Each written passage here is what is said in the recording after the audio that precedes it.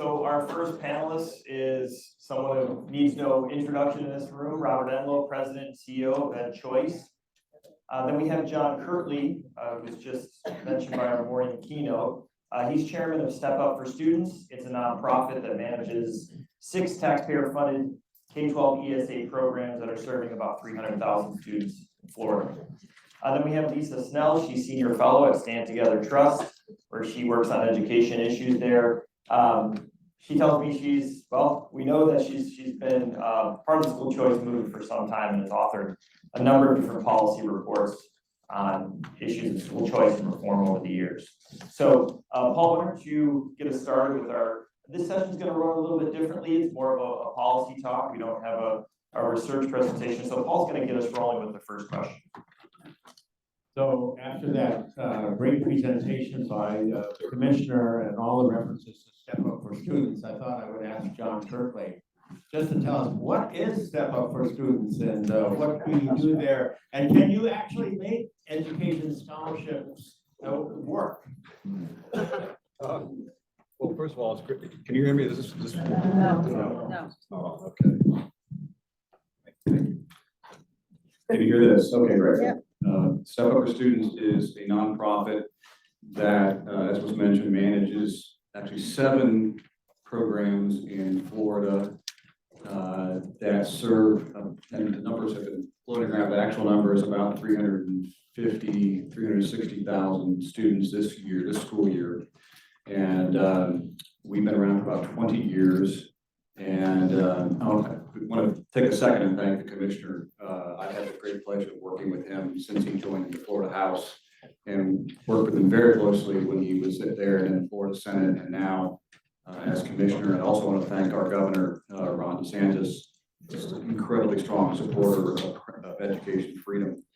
So the question, can we make it work?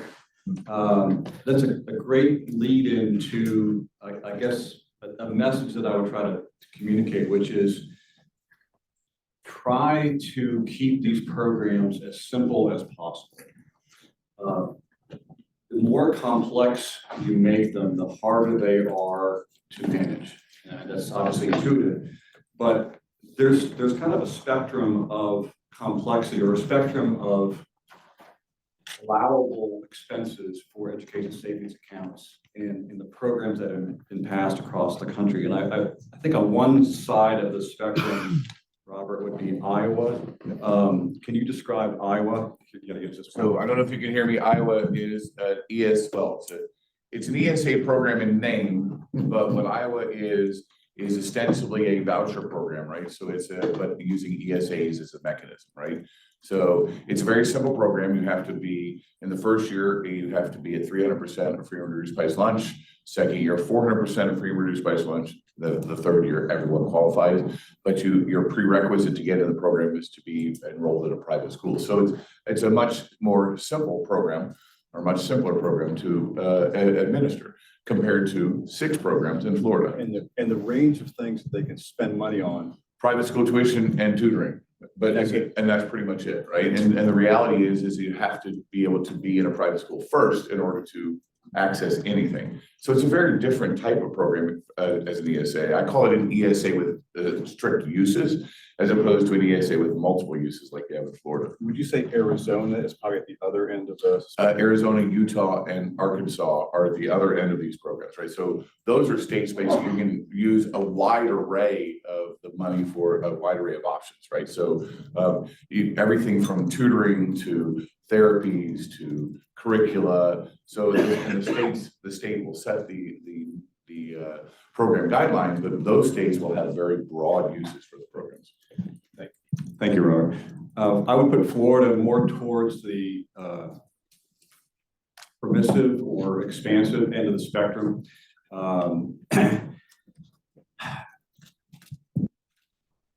As I said, we have the best commissioner, and I don't take that for granted. We have the best legislature, and we have the best governor as it relates to educational freedom by far. And it is a wonderful luxury to have. One outgrowth of that is that things move very quickly. Things move very expansively, and that leads to complexity. In Florida, we've had, as the commissioner mentioned, you know, which is great. Every year we've created new programs, we've expanded, but that can also sort of layer upon itself and make things challenging. For example, we have two programs, the two biggest programs basically have the same eligibility criteria, but they have two different funding sources. One, as the commissioner mentioned, one being tax credited funds from companies that get donations to Step Up at about $700 million a year. And then also students getting an ESA with the exact same criteria with funds coming from the state education budget. That leads to a great deal of complexity, both for families who are trying to figure out, well, which one do I apply for schools as they're trying to figure out, you know, when their money's coming in, and of course, for Step Up, because understandably, the state wants us to make sure that the tax credit funds get used first, or committed first, I should say, before the state funds are used. That's just a complex situation. In Iowa, Robert, I think there's just one scholarship amount for every kid. $413 this year. And it's just, and that's the same in Arizona, right? Utah, Arkansas. In Florida, just with the income-based programs, although now it's universal, there are no income limits, the non-special needs scholarship, we have 201 different scholarship amounts for students. We have another 201 different scholarship amounts for the special needs, we call them unique abilities scholarships. So we have 402 different scholarship amounts that we have to match up with the kids. It differs by grade and it differs by district. We have 67 districts. That's pretty complex. Understandably, legislators, when they pass these programs, and Robert, you know this well, they are understandably excited. They are fired up. They want to see it implemented quickly. And there are other reasons to get it implemented quickly, right? For example, litigation. You want to have real kids that are in the programs when the litigation's going on. So the point is, legislators are like, hey, we just passed this. We want it done. That's challenging. HB1, the groundbreaking legislation that made choice universal in Florida, it was passed March 30th, I believe. And you have to, I'm sure you know this, bills change up until the last minute, really, right, Robert? Before they're passed. And so people always ask me, why doesn't Step Up do all of its like IT work in advance? So you're ready to go. Well, you don't know what the bill is going to look like. And if you do IT work in advance, you got to go undo IT work, which is worse than doing IT work. So we had to start working on implementing this massive bill on March 30th. And the legislature, understand, they wanted it ready for this school year.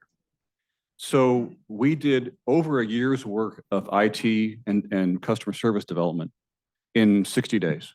We actually had IT teams that worked 12 hours and handed off their work to another team that worked 12 hours straight. And then they handed it off to the first team, working literally 24 hours a day. And we opened for applications in May. And since that time, we've processed about 500,000 applications and awarded, as the commissioner said, over 400,000 scholarships. And we've enrolled 350,000 kids. And you might say, why aren't the rest of them enrolled? Some parents end up not using them for whatever reason. You know, Iowa, in addition to just having one scholarship amount, they're very lucky because, well, I shouldn't say that citizens are lucky. They have a state income tax, right? So the company administering the ESA there, and I'm from Iowa, I'm very proud of them. And they're bragging because they have 20,000 kids. And again, I'm proud of them. Got 350,000. We have more kids than all the other states combined in Florida. But in Iowa, they can tap into the company managing the process, can tap into the state income tax database. so they can verify residency, household size, and income. We don't have a state income tax in Florida. So we have to get documentation from every single family for household size, income, and IEPs if you're a special needs kid. We have to get the documents, and we're audited by the Auditor General. And if we don't have them, it's on the commissioners, that's on the front page of the newspapers all across the state. So it's a very laborious, complicated process in Florida. And we have to find ways to simplify it, because if we don't, it'll just be too hard for the state, the families, and us. But the great thing is we have people like the commissioner, we have people like our governor, our Senate president, our speaker, and I think they share my goal of making these things work really well. And I just feel very lucky to be in our state. All right, thank you, John. Well, why don't we go to Lisa to start off our first question here. So are ESAs the way you think to bring emerging models? We looked at micro schools, hybrid homeschools yesterday. Is that the way to bring these types of models to scale? Yeah, thank you. That's a great question, Daniel. And at Stand Together Trust, I mean, one of the things that I'm responsible for is we're really looking in the states that have passed ESAs, who are the accelerators, the incubators of new learning opportunities, who are the third-party verifiers and aggregators, as well as the program administrators. And we've been hearing the last 2 days about all of these great models that are largely operating in a permissionless education system. So for example, both the National Microschooling Center and Vela Education Fund have done recent research on who are these education entrepreneurs that are doing these different emerging models. And one of the findings from the Vela Open for Business report was that really they, I think, surveyed over 400 entrepreneurs that have these different learning environments across the United States. Only 7% of them right now are taking advantage of public dollars in some way. Like, it's a very small percent of these new emerging models, and many of them have very low cost tuition models where they have either sliding scales or in-kind contributions from parents. Like, they have all kinds of very innovative ways that are based on fee structure, but they look very different than like your traditional, $25,000 plus a year secular private school, brick and mortar, with high labor costs. And they certainly look different than like the cost of per pupil funding in most public schools. So the question for the panel, right, Daniel and Paul, is it a regulatory nightmare? And on the one hand, the stuff John was talking about, right, the more complicated it is, the more regulations, like some of the basic things, just getting the program going can be difficult. But then when we add in or layer in the idea, will this be a way to scale, as you asked, or grow this kind of hybrid homeschooling, micro schools, lots of different kinds of learning environments, models. So if you think of like surf skate science in Florida that was recently profiled in USA Today that works very closely with Colossal Academy and Shireen, their model is serving now hundreds of kids in the state, teaching science through skateboarding and surfing and building ramps and physics, very unconventional.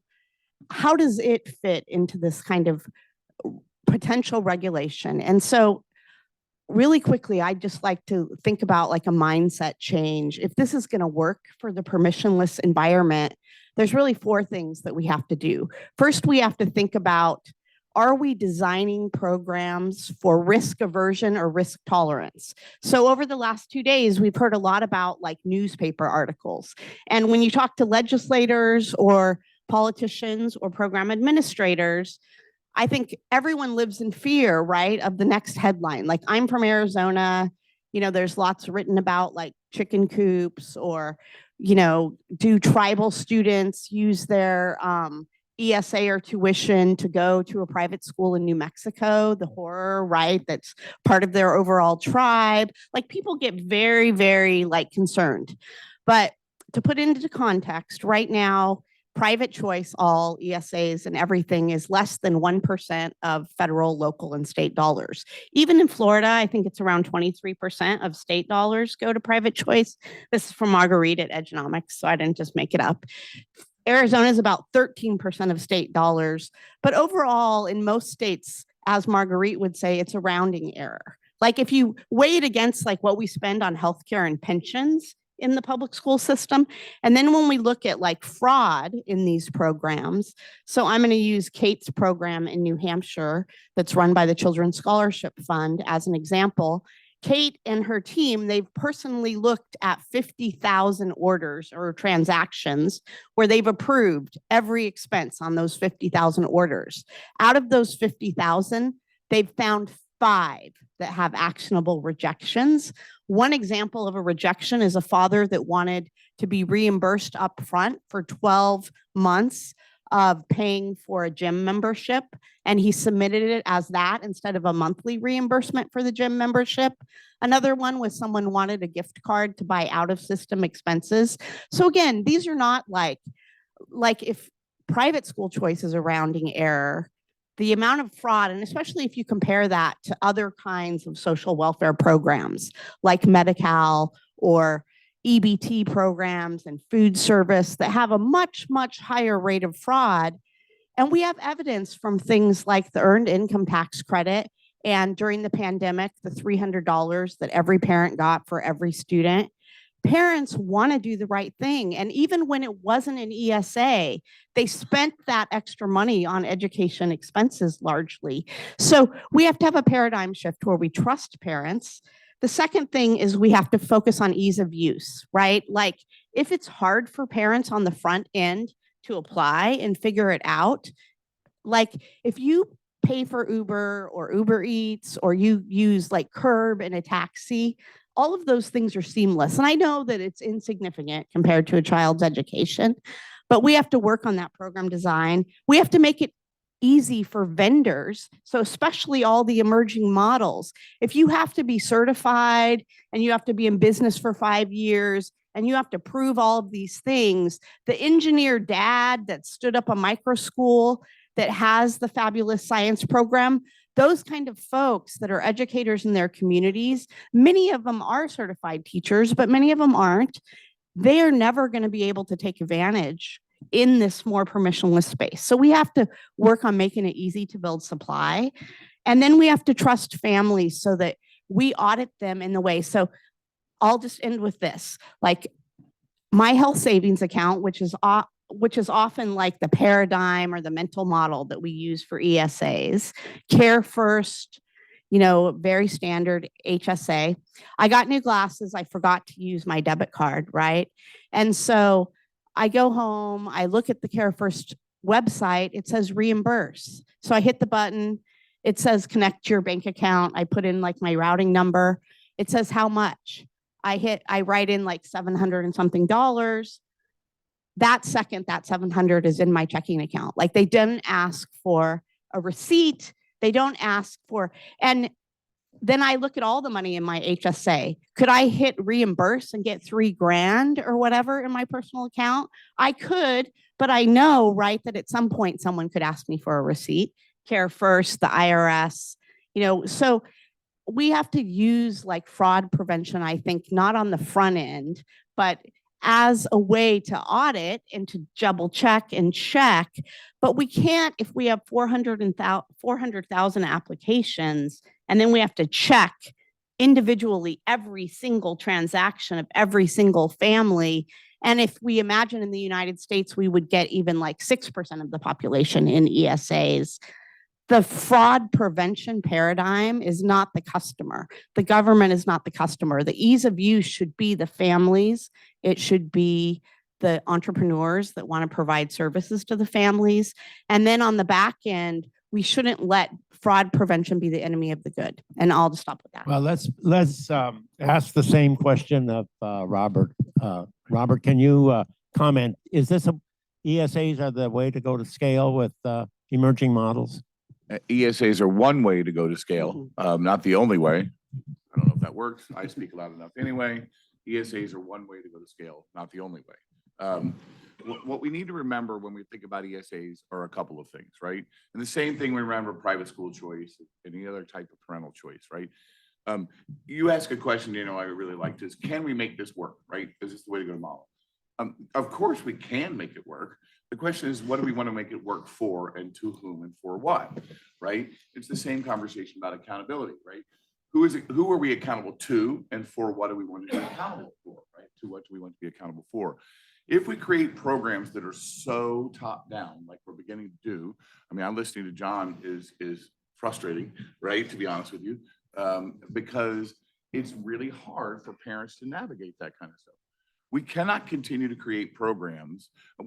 So the answer to your question, Paul, is sure we can, right? And sure ESAs are part of it. But if we keep going down the road of top-down regulation and not trusting parents, it's going to be a lot harder, right? And when I hear about the stories of fraud and the freakouts that happens with legislators, it makes me laugh in some ways. They get freaked out about one improper payment in Arizona for $30, one last year, right? Down from 900 in 2018. But no one seems to bat an eye that the government-wide, universal government-wide improper payment rate is 7.1% of every dollar you spend, right, is improperly paid. The Medicare improper payment rate in 21 was 23.5%. The employment insurance improper payment rate was 21%. And the EITC, the Earned Income Tax Credit improper payment improper use rate was 31.6%. So we don't seem to have a problem trusting parents in those realms, but somehow when it comes to K-12 education, we freak out, right? And so we need to begin to have this conversation about, do we actually trust parents or not, right? When we gave money in the pandemic, we gave them money to do whatever they wanted to with it, right? So my friend Darrell Bradford said, the government gave money during the pandemic to families who could spend it on crackers or crack cocaine. No one asked a question. But you know what low-income families did with it? They spent it on education more than any other type of family, because that's who wants to actually get their children ahead right now. Like, this is what's happening. When you talk about Hispanics in Florida, I love that conversation. In Indiana, which I will argue for Indiana being a great state too, we have well over 10% of our families choosing, actually 20% if you look at all the options, and a great governor and a great legislature and a great marketplace of options. Their state has like 6% Hispanic, total Hispanic population. 19% of the kids receiving vouchers are Hispanic. So people are choosing, and if you're going to make these programs work, they have to be based on what parents want. And if parents find it easy to navigate, they'll be happy. If they don't find it easy to navigate, they're going to be unhappy, right? One of the reasons why schooling in America works right now, the traditional schooling, is because it's easy. You show up and you're there, right? This is a different type of option, and ESAs can work if we make them easy to work, right? Not just easy for parents, but easy for vendors, right? I hear this conversation all the time about, oh my gosh, we can't have for-profit entities in K-12 education. Has anyone ever looked at public schooling? Right? The vast majority of funds go to private sector, right? Your transportation, your food, your curriculum companies, your testing companies. So it seems to me that we're okay with certain types of vendors in certain types of atmospheres. And so the question we have to ask ourselves is, how do we want to make this easy, right? And so, yes, we can do it, Paul. Execution matters. A vision and a strategy is one thing. Execution matters more than anything. And I think we're having real challenges in ESAs with execution. What do we want to execute and why do we want to execute it? They're new and they're different. And so this is a policy that we need to give time to work.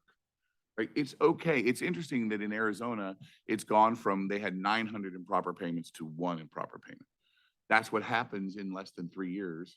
You actually have a marketplace that can work, right? When you have transparent information, when you have people interested in trying to make sure parents get what they need. Values are important, right? When we look at these things. And so if we're going to execute well and going to be successful, we have to ensure that vendors like Kaiapod and Prenda have the freedom. And all the other thousands of micro schools that are out there and the other new vendors that are out there like you guys. So if you don't do that, if you overregulate, we're not going to work. And this is the point I want to make about regulation on this one. If we think regulation needs to be higher, I will just ask you, how do you think it's worked out in our current system? Do we think overregulation has actually worked in our current system? Do we think the way that accountability has worked in our current system has been beneficial to families and students? My argument would be no. So, Paul, the answer to your question is yes, sure, they're the way to scale, but we can surely screw it up if we keep overregulating. What about the unbundled component of the ESA? Is this practical? What families, what parents actually have time to unbundle their kids' education and customize year to year? It seems quite difficult. Daniel, I love that question, and it just annoys me, as you know. That presumes that parents don't care and they don't have the ability to care. And look, I used to be a social worker way back in the day, dealing with homeless men and women. And I say this all the time. Like, we used to do rough sleep counts out in the center of London. And I remember sleeping out for like 3 days going, I'm going to die, right? I'll never make it. Yet I knew families that had lived out there and people that lived out for years. Why? They clearly knew how to operate a system, just one that I didn't access, right? So it's not an intelligence gap. It's not a capability gap. It's an information and a power gap. And if you give parents the power and the information to make choices, they're going to do it. If you look in Florida, when they started the program, the ESA program, it was, I think it's 78% use for private school tuition only. Oh, no, it was 90%. Yeah. Now it's down to like 60. Families are customizing over time because guess what? The more you choose, the more you want to choose, the more you can control things. And so I have no problem that parents are going to figure it out, right? And so is it hard? Sure. We certainly make it hard to choose a cell phone, right? I mean, blunt about it. We spend all this time choosing all these other things, and we say, well, parents can't figure out their schools, but they can figure out everything else. Right? Why is that a problem? I think we should put more power in the hands of parents, trust them, let them have the power, and give them the right information. Right? And that's the question: is where the information comes from. Florida is lucky to have John, right? No other state has that, and there's a conversation about whether any other state should have that, right? I mean, there's a conversation about that because every state's different. In our state, in Indiana, someone asked who shares the information. We have 40 partners that share the information. Everything from the Urban League to Rise to Urban League Rise, National Young Professionals, Chamber. How many groups do we have to share this information? And that's important because communities are sharing. Conversation about is who's sharing the information. Communities share this information. Help them do that. So I'm sorry, I'm frustrated by that question. Lisa should answer this. I mean, I think the other thing that's happening, sorry, I'm trying to get rid of the echo, is third-party navigators, right? Like the micro schools themselves, the hybrid homeschools, the Bernita Bradleys, the Prendas, the Actons, the Sol Khan's platform, ASU, Digital Prep, like OutSchool. I mean, there's so many folks that are entering the market that, yes, you can customize, but plenty of people will help you navigate or put together personalized programs for you. I mean, in other areas of life, you can find third-party information to help you make decisions. And obviously the public schools are part of that as well. I mean, HB1, right, has a public school component. We're moving to a system where if you like your public schools, you can keep your public school. In Arizona, there's some districts, even though technically you have to leave the public school to take advantage of the ESA, there's then districts like Vail and some in Southern Arizona that are offering part-time public school where they're then letting folks spend their ESAs. So I think this, like, we are very hung up on like, this is public and this is private and this is nonprofit. And I think the one thing that these emerging models have taught us is that these sectors for parents are blending in ways that we haven't even thought of. And they're not discrete like one thing or another. And there's plenty of people and things that will help us navigate. And, you know, we're going to have an AI panel. We haven't even got to that. Like, what does that mean for ESAs and designing learning programs for students? So, I mean, I think we're not in a situation where parents are on their own.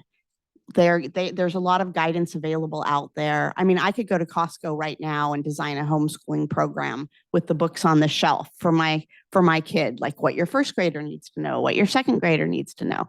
So, I mean, I don't think we're in, and that doesn't include all the like groups that are specifically designed to help parents design programs for their kids. I would say this isn't working. Here. Thanks. The first thing I would say is I've been in this movement for almost 30 years, and I've never seen a direct relationship between household income and the amount of care that's put into a child finding the right education for a child. I remember, a very poor, when I first got into this in 96, I was working with a Catholic school in New York City. And I asked the parents there why they were killing themselves to send the kids there to pay, 3 jobs to pay the tuition when there was a public school across the street that was free. And they looked at me like I was stupid, which I was, and said, well, my first son went to school across the street. He dropped out. My neighbor's son went to this school, this K-8 Catholic school. He went on to St. Whatever and college. So he's going to go here. And I'm like, that makes a lot of sense. And then you have rich people who say, well, I bought my house in this neighborhood, so it must be a good school. Everybody tells me it is. And that's all they do. So there's no relationship. And then I think that's true even when you get to this unbundling, and you just don't underestimate low-income families. I mean, oftentimes they got to work harder and be more involved and diligent because they face bigger odds for their kids. But one thing I'm very hopeful about is one thing we're working on, Step Up, it's in the very early stages though. We're going to have so much information about outcomes that we're actually working with an AI firm so that we can gather this information, and maybe X years from now, if you're, let's say you're a kid, or you're a mom with a kid with this profile, you are an African-American kid in Broward County in this neighborhood with these test scores and these other indicators, we'll be able to tell you, well, based on our experience and through this AI, these are the kind of things, this kind of learning plan that's worked to put kids on a great trajectory. That's the goal. I'm not sure how many years away it is. Hopefully not too many. Why don't we take a few questions from the audience? Yeah, Drew, could you grab? Right. So I always think it's good to know where you're going when you start out. And the commissioner from Florida made the point, like, this isn't undermining the district schools. We still have district schools. What is the long-term vision? Is there a reason why the whole country wouldn't be ESAs? And what's the long-term vision? Why is it just? Yeah, there is a reason why the whole country won't do it, and it's because there are blue states and there are red states. Yeah. Well, I think that most red states will get closer to universal. I'd love to hear Robert's opinion and also Lisa's. I think most red states will feel the pressure to go more universal as more states do it. And you're doing a great job of saying, hey, you have the trifecta, Republican governor and legislature, both chambers. What's your problem? We know what the problem is, but why won't you get over it? The only thing that's going to save the blue states is a federal tax credit that could be used for ESAs. And the only way that's going to happen is if there's a trifecta at the federal level: Republican president, Republican Senate, Republican House. And I won't comment on the odds of that. So I'd be curious about what you all think. Do rural districts present the biggest obstacle to universal school choice in red states? I mean, they have, but I think they're getting over It's that now. changing. It's changing, right? So if you look at Iowa's ESA program, I think almost 40% of the kids who are in scholarships are from rural areas. In Indiana, 20% of the kids getting scholarships are from rural areas. There is a private school in every single district, in every single legislative district, in every single county. So the private school growth has been there, and rural schools and rural families are getting more options than ever before. It's an old canard to say that, but I think it's changing. Well, and the kind of emergence of virtual schooling and micro schools together. So like ASU Digital Prep being used by a rural group of families that has 5 students is like a vision for the future.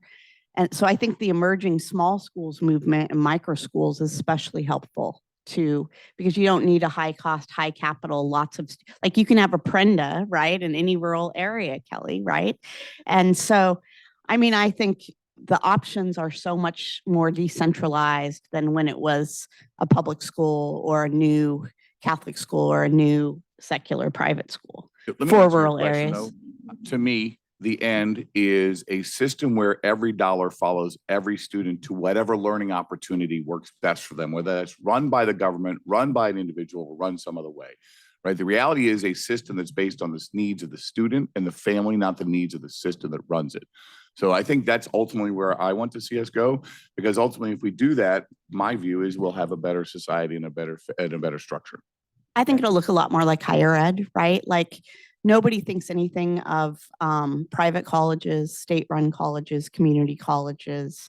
And if it's driven by the family and the money, as Robert and John say, we just will have like different sectors and they may adapt in different ways and they may not all be full replacement schools where everyone goes 40 hours a week or whatever the way that we do now.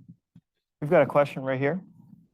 Thank you very much. I'm Jack Snell from Arizona, and our micro school is called Trinity Arch Prep for boys. I'm very cognizant today that the first Black president of Harvard is being inaugurated today, and also that Harvard, which appears on all the screens here, was part of an affirmative action case that made a difference, is making a difference, or it might make a difference in America. And I'm very concerned as I look around the room here that there are so few people of color sitting in these chairs. And I view ESAs and I come from a blue state, I've moved to a red state, Arizona, precisely because I believe that ESAs are a great leveler, that we can use them as a great leveler, that we can use them to create diverse student bodies of families that are high income who use it. What I'm finding is a barrier in Arizona is that people are not completely aware that they have ESAs, and wealthy families think of it almost like welfare. Like, I really don't want to take from the mouths of others, but I still think that we're going to do the hard work of intentionally creating diverse school communities. I just wanted to make that statement because I think it's incumbent upon everyone here who's an early actor in this movement to be aware of what we're doing, because we live in a very segregated America. And one pressure here is the hyper-local idea behind all this is that we'll be with like-minded people living in like-minded neighborhoods, creating like-minded learning pods, and we're not intentionally diversifying and giving children of all types to be with each other, because that's what the country will look like. That's just my podium statement, but I do want to hear what you think about ESAs as being a great leveler. Great. I'd like to get your, does this work? I'd like to get your card. Yeah, absolutely. Because I want to send you a report that Step Up did about what's happened in Florida. Hundreds, literally hundreds of Black and Hispanic educators have started schools. Why? Because now low income, for 20 years in Florida, low income parents have money to bring for their kids. They're empowered, funded consumers. But they're segregated schools. Black children with Black. Okay, well then you have to decide whether you want to tell them, both these Black educators and the Black families that are choosing them, that what they're doing is wrong. That's a whole different topic. I'm just saying this is an opportunity for us to think about diversity in a different way. But what would you say? What would you say to those educators and those families who are making those choices? Both the educators that are creating the schools and the parents that are choosing. What would you say to them? I know what I would say to them. I started a school that was for Black kids because that was the dynamic in this country. And that's a fact. But what would you say? So what's the answer? That we can structures that encourage families of all social economic environment to come to a quality school and see and sell. Basically, diversity can be a quality that people will want and desire. Diversity by design. Diversity by design. What is that? What You does know, what that mean? means is some school leaders, what's happening in Indiana, some school leaders are intentionally trying to create private schools that are diverse by design, right? And you have that opportunity when you actually have the ability to own and operate schools, right? And create new schools. On one hand, I get your question, but the data shows that in private school choice programs across the country, the programs that are out there now are actually, kids are getting into more diverse environments than they would in their traditional schools, right? That's just a reality, right? So that could be because, oh my gosh, we're integrating private schools like we never have before. That's what's happening, right? So you are seeing more integrated private sector, right, than ever before because of choice. So on one hand, it's actually working. The other hand, you're finding from the data that families who are in those private schools are actually more tolerant of other people's opinions, more accepting of other people's views, less bigoted, right? And so that's the data that comes out of the choice program. So that's one side of it. The other side of it, I would ask is like, so I say this all the time, right? You used to hear this statement, give a man a fish to eat for a day, teach him to fish to eat for his life. I'm like, I don't care about that. I want to know who owns the pond. Right, because if you own the pond, then you control the means of production. You have the ability to pass on wealth, and so I think what school choice and ESAs are doing now is giving a different set of ownership potential than it did before, right? So that your segregation by income and by housing can go away, right? Because that's what's happened in America. We've income segregated by housing choice, right? Residential assignment. So that is being disrupted. That system is being disrupted. Now we're in an environment, I believe, where we can actually think about what you're talking about because there's actually a customer base who wants that. The Oaks Academy in Indianapolis is a perfect example of this, right? And they are amazing. That's why we help. Yeah, so Andrew's a great friend of mine. We actually have funded a school leadership fellowship program there. Carrie Hunter helped start that back there in the room. And it's exactly that purpose, to try and create diversity by design, income and racial diversity. So I think we're at a place in America because of ESAs where we can get there. And it should be the conversation we should be having. All these micro schools are starting, and you'll hear from the Baylor report, they're massively Black and brown owned, right, comparatively. This is a good thing, right? Now, individual choice, you know, you have to be cognizant of that as you started a school for Black and brown children. So that's okay. We have to accept that that's okay. But we have to accept that also in America, when you have choice, people are going to come together and they're going to see more tolerance and you're going to see less bigotry. That's the data. So I believe that, and we're in a power shift right now, in my opinion. Maybe. Yeah, right in the back there. Hi, my name is Ken Danford. I run a program called North Star in Western Massachusetts for 28 years, coaching families to use homeschooling, primarily with a open-ended, self-directed unschooling bent. And it's been a challenge to keep it alive 28 years, but and ESAs would be a godsend. You know, I'm very enthused about the possibility of public funds to support centers. What's your experience with whether a community center that welcomes homeschoolers but doesn't make them do classes, doesn't have a required curriculum, offers activities like a YMCA or a club, but doesn't make kids do them? Would they qualify for ESAs? Could parents spend their ESA money as tuition at a center like that? Kate Baker here, my pal, assures me in New Hampshire that the case is yes, but I'm not sure that the answer is automatically yes in other states. Can you let me know how hopeful I can be? Elisa, Yeah, I mean, ideally, if we go to the tolerance paradigm shift, then that should be an allowable expense. Other centers like Moonrise in Atlanta, like these drop-in centers where you can take classes and it's direct. I don't see how that's any different than, you know, going to a recreation program or a gym, or, you know, you're bringing kids together for education purposes, even if it's self-directed. Obviously in Iowa right now, that would not be an allowable expense.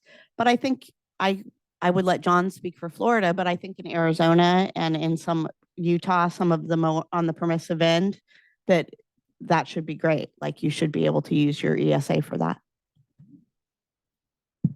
We've tried to be very flexible, particularly with the kids with unique abilities. You know, the commissioner talked about these stories, or they were sensationalizing the fact that kids were, the ESAs are paying for paddle boards. Well, paddle boards are used by autistic kids to get body control and learn balance. So because when they fall in the water, they don't get hurt. We saw that as a legitimate physical education activity.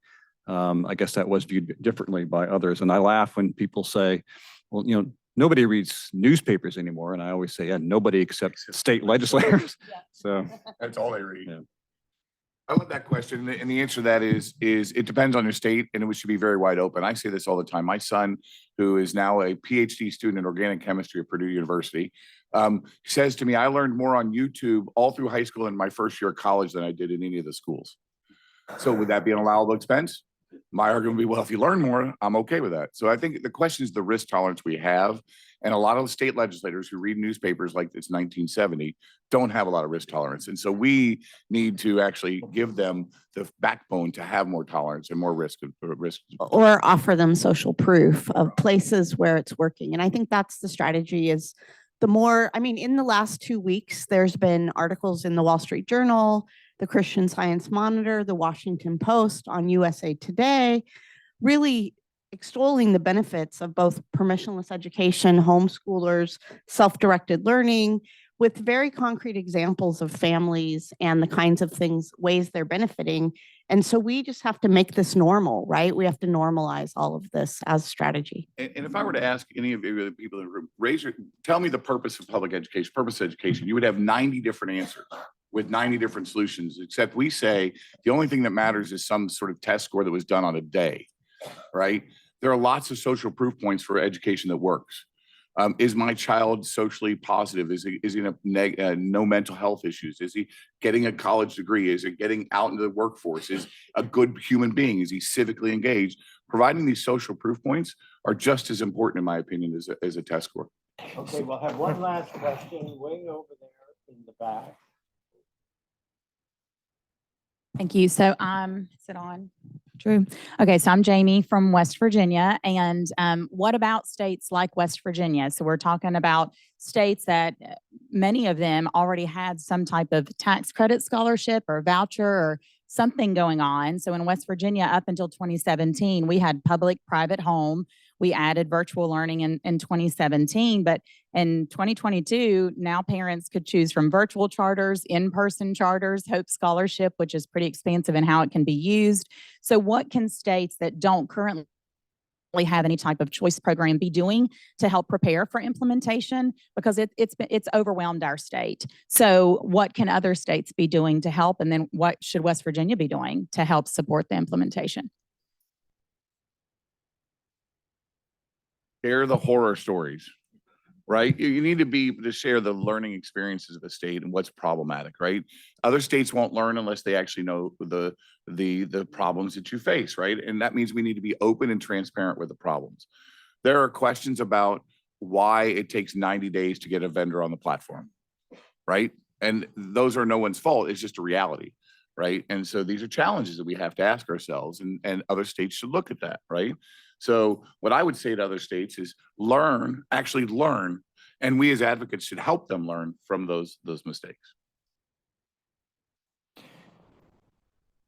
And then I think it is like transporting the people that have experience into the new states. So some of the groups that are working in Florida or in Arizona, it's a slow process, but like Families Empowered has moved into different states, for example, or Jamie, the work that you're doing in West Virginia, the stuff that Love Yours, like it's just a lot of people that have to keep at it and then replicating things that are working in other states. Like we need to bring in or duplicate the connectors. So, the community in South Florida that Shireen has stood up. There's people out there that have experience that are doing it. We need to loan them if we could, but teach other. And I think that's where the facilitators and the incubators that are modeling so that more people can learn the lessons and then go to the new places. But we're just getting started with that. Which is the hope, and I want to come back on one last thing, which is the hope, I think, for all states, right? That we begin, look, it is currently happening in red states, right? It does not mean that red states will always be red and blue states will always be blue. We say this all the time. School choice was around long before President Obama and long after President Trump, right? The reality is if we are short-sighted and think this only works in one type of state, then we're going to ultimately fail because we think that it won't, we think when Democrats get in, it won't work. Well, that means we haven't done our job to show parents the proof points for parents, and we haven't shown that other states can do it, right? So I don't buy only, I know that it's happening in Republican states now, but I don't buy that's the only thing we should be focusing on. I think we should be focusing on every state because families in every state want choice, right? Is it going to be harder in some states? Sure, absolutely. Trust me, Idaho is really hard, right? And it's a trifecta Republican, right? So the idea that somehow your Republican state means that you're going to get school choice doesn't actually understand how sometimes majority Republican parties work, right? So it's working right now that way, but I want us to be thoughtful about that. We cannot keep saying that it should be one side only because down the road, other people will want this. And if we burn all of our bridges on both sides of the aisle, on one side of the aisle, and not think about this as a school choice is for everyone, not just for some people, right? And so we need to make sure that we are always giving that message that school choice is for everyone. Also, I think So we're going to give you a 15-minute break, but not a second also longer. the families, like the families are not like thinking of this as like,